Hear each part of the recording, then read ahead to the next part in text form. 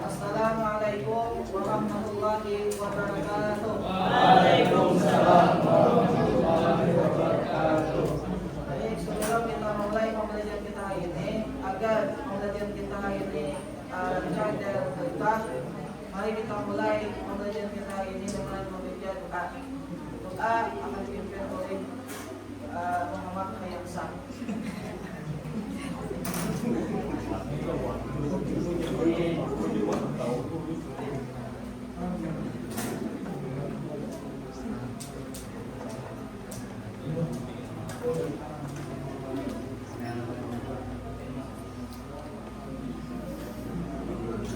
Dengan doa tadi mudah-mudahan pembelajaran kita hari ini berjalan lancar dan mendapatkan keberkahan daripada Allah Subhanahu wa taala.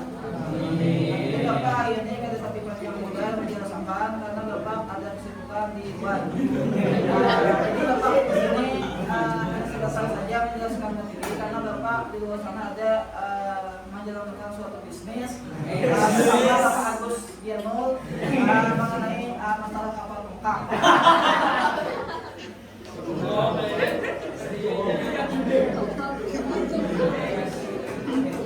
Setelah masuk ke kita, Bapak ingin menjelaskan terlebih dahulu tentang tujuan pembelajaran kita hari ini, yaitu setelah mempelajari materi yang akan kita sampaikan nanti, pian-pian sebelahtaan mampu memahami pengertian jujur menurut Islam, kemudian pian-pian sebelahtaan mampu mengetahui dalil tentang kejujuran, kemudian pian-pian sebelahtaan mampu memahami bahaya perilaku munafik, kemudian lagi pian-pian sebelahtaan mampu meneladani akhlak jujur dalam kehidupan sehari-hari, kemudian yang terakhir pian-pian sebelahtaan mampu menghindari perilaku curang dan tidak amanah. Baik, langsung saja untuk mempersingkat waktu, Bapak ingin menjelaskan materi kita hari ini yaitu tentang pengertian jujur menurut ulama. Dalam kitab kuning dijelaskan pengertian jujur itu adalah asyidaku mutabaqatul qauli lil waqi'. Jujur itu ujar ulama adalah ucapan yang sesuai dengan kenyataan, yaitu jujur. Jadi jujur itu adalah sebuah ucapan, sebuah pernyataan yang sesuai dengan fakta di lapangan. Orang yang jujur itu adalah orang yang berkata benar, amanah, tidak menipu, serta orangnya tersebut dapat dipercaya. Itu orang yang jujur. Dalil Al-Quran tentang jujur, Quran surah At-Taubah ayat 119, Allah Subhanahu wa taala menyebutkan di dalam Al-Quran bunyinya, ya ayyuhalladzina amanu ittaqullaha wa kunu ma'as shadiqin. Artinya, wahai orang-orang yang beriman, puja Tuhan. Jadi kitabnya ayat ini memang kitab kepada orang yang beriman. Jadi siapa saja yang merasa hatinya beriman dengan Allah, dengan Nabi Muhammad, maka hatinya akan terkitab dengan ayat ini. Itu ya Tuhan, wahai orang yang beriman, ittaqullaha, takwalah kalian kepada Allah. Nah, jadi kita itu diperintahkan Tuhan untuk bertakwa kepada Allah. Takwa itu dia Imam Abdullah bin Alawi Al-Haddad di dalam kitabnya Nasaihul Diniyah, yaitu imtithalul awamir wa ijtinabun nawahi, yaitu menjunjung segala perintah Allah dan menjauhi segala larangannya. Nah, di antara perintah Allah kata apa?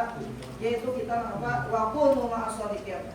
Nah, jadikanlah diri kalian itu bersama orang yang jujur. Nah, jadi kita itu diperintahkan oleh Allah Taala kalau yang kita tuh menggiri sesuatu atau berucap atau apalah intinya di dalam kehidupan itu, hendaknya kita tuh berlaku jujur. Karena jujur ini merupakan sifat yang mahmudah. Nah, jadi sifat itu ada dua, ada yang mahmudah, ada yang mazmumah. Sifat mahmudah itu diantaranya yaitu sifat siddiq, jujur. Bahkan sifat jujur ini merupakan sifat yang utama yang dimiliki oleh para nabi dan rasul, yang wajib dimiliki oleh para nabi dan rasul. Sifat yang wajib bagi para nabi dan rasul ada beberapa anbiya. Ada yang Bapak? Ada yang Pak? Alifin Pak ada yang Alifin. Nah, jadi sifat yang wajib bagi para rasul itu ada yang mengatakan empat, ada yang mengatakan tiga. Nah, kita saja ambil yang mana? Cuma kalau yang kita jabarkan dahulu sifat yang wajib dimiliki oleh para nabi dan rasul empat macam. Itu yang pertama siddiq, ya tadi jujur. Kenapa jadi Tuhan itu kenapa menghendak sifat jujur itu pertama kali yang disebut ketika mensifatakan sifat bagi para nabi dan rasul, karena sifat jujur ini merupakan sifat yang paling utama. Karena kalau yang seseorang itu kada jujur mulai awal sudah, maka sampai kapan kalau itu percaya oleh orang lain. Ya oleh mengangkut dia orang sendiri. Kemudian yang kedua, apa amanah, ya Allah. Kemudian yang ketiga, tablik. Nah, kemudian yang keempat, patanah. Nah, patanah ini sebenarnya menurut ulama itu timbulnya dari sifat tablik. Karena kada kawa menyampaikan suatu materi kalau ini orang itu kada cerdas. Nah, makanya ada ulama yang mengatakan bahwa sifat yang wajib yang dimiliki oleh para nabi dan rasul itu cuma tiga: siddiq, amanah, lawan tablik.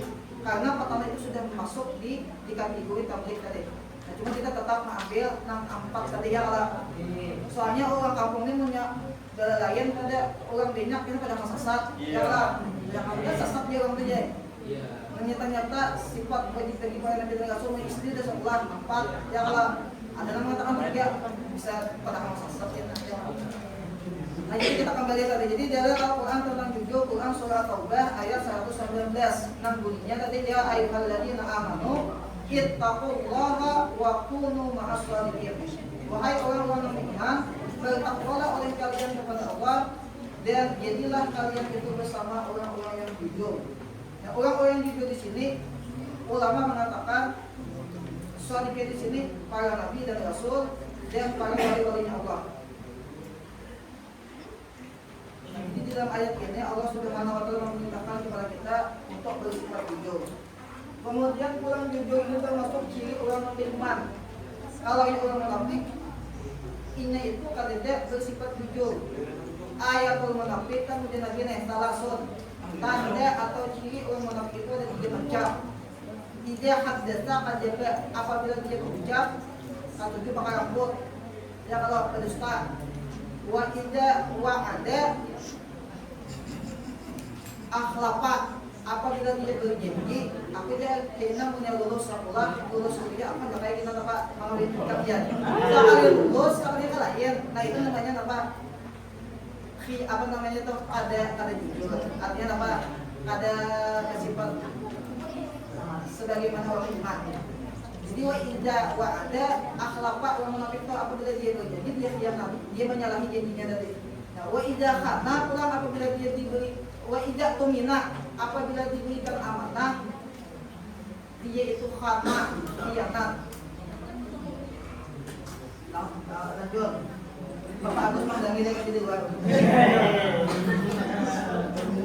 Nah, kemudian hadis dan kalam hikmah tentang pentingnya kejujuran.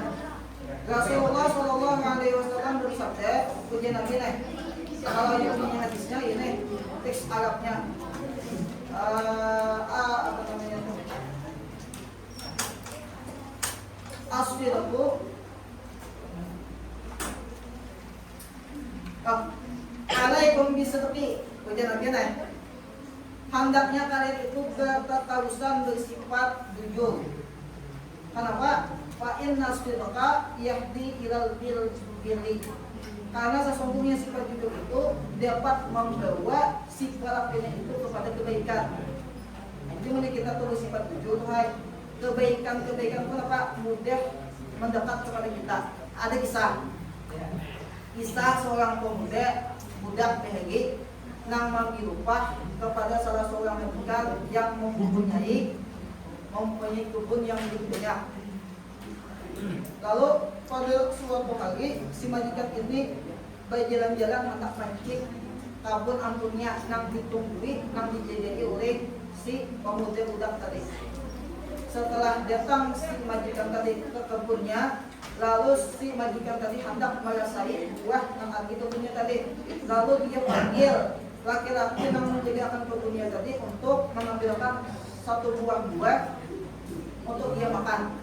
Nalarnya anak buah, Mas Yai apa memperintahkan oleh majikan, dicarilah buah yang dikehendaki oleh si majikan tadi. Setelah dapat, Setelah dapat ada lalu ditunjuk ke majikannya.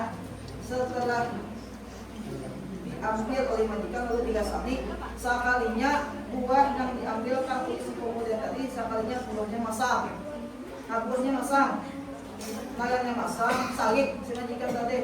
Ikam dilawasnya sudah begawi je di kampung nih. Kenapa ikam jadi salot memilihkan apa buah yang masam? Pada surat ikam malasani buah yang di kampung nih. Lalu dia si pemuda coba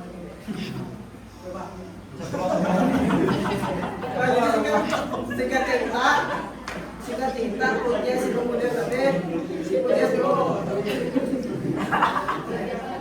punya si pemuda tadi ulun kada suang malasani jangankan mengambil mengutik nang jatuh aja kada ulun malasani ulun takutan karena itu bukan hak ulun.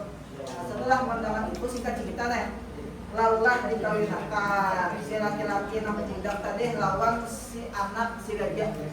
Maka anak si gajah tadi puas banget ya kalau yang di kita ini seperti saya halal ya kalau puasnya nih nah itu buah daripada sifat 7 lawan wala. Nah jadi intinya sesuai dengan apa yang disampaikan oleh Nabi tadi. Alaikum bisidqi janabi, hendaknya kalian itu bersifat jujur li'anna sidqa yang tidak dipilih karena sesungguhnya sifat jujur itu dapat membawa si pelakunya itu kepada kebaikan. Wa innal birra yahdi ilal jannah, dan sesungguhnya kebaikan itu dapat membawa si pelakunya itu untuk dapat masuk ke dalam surganya Allah. Kakak Anda mana kakak Anda nih? Anak apa masuk surga kakak Anda? Anak banget lain. Anak lain? Bagian apa masuk ke surga? Bisa dapat bidadari. Ya. Nah jadi kakak Anda juga ada. Apalagi kita anak orang awam nih nah. Bagian. Barang siapa jujur dalam perkataan dan perbuatannya akan tinggi derajatnya. Ilmu tanpa perjuangan akan hilang kebaikannya. Bagian. Kemudian lagi mencontek dalam pandangan Islam. Jadi mencontek itu termasuk perbuatan tercela. Nah mencontek ini termasuk juga curang, bohong, tidak amanah. Nah hadis Nabi, pujian Nabi nih, barang siapa menipu maka bukan termasuk golongan kami ya Nabi. Man ghasyana falaysa minna. Siapa yang menipu ya kalau terhadap umatku maka dia bukan termasuk golongan umatku ya Nabi. Amunnya Nabi itu kalau mengakui umat, maka lagi kita mengadu lah sih Pak. Nah ada deh yang lain. Makanya jangan sampai sampai apa kayak itu. Lanjut. Dampak boleh jangan mencontek, bahaya mencontek. Hilang keberkahan ilmu, malas belajar, tidak percaya diri, berdosa kepada Allah. Kemudian cara menghindarinya, belajar sungguh-sungguh, berdoa sebelum ujian, percaya kemampuan sendiri, kemudian membiasakan bersifat jujur. Kesimpulannya, jujur adalah akhlak mulia, mencontek termasuk akhlak tercela. Islam memerintahkan kejujuran, Islam yang berkah lahir dari kejujuran. Belajar hebat bukan hanya yang pintar, tetapi yang jujur dan beradab. Nah mungkin inilah materi Bapak hari ini yang bisa Bapak sampaikan. Walaupun sebentar, mudah-mudahan ada manfaatnya. Karena kan tadi sebagaimana Bapak jelaskan pada awal-awal tadi bahwa Bapak ada kesibukan dengan Bapak Agus dia tahu tadi mengenai kapal tongkang. Kita doakan segala mudah-mudahan payung. Amin. Ini banyak payung kita kasih kampung. Wassalamualaikum warahmatullahi wabarakatuh.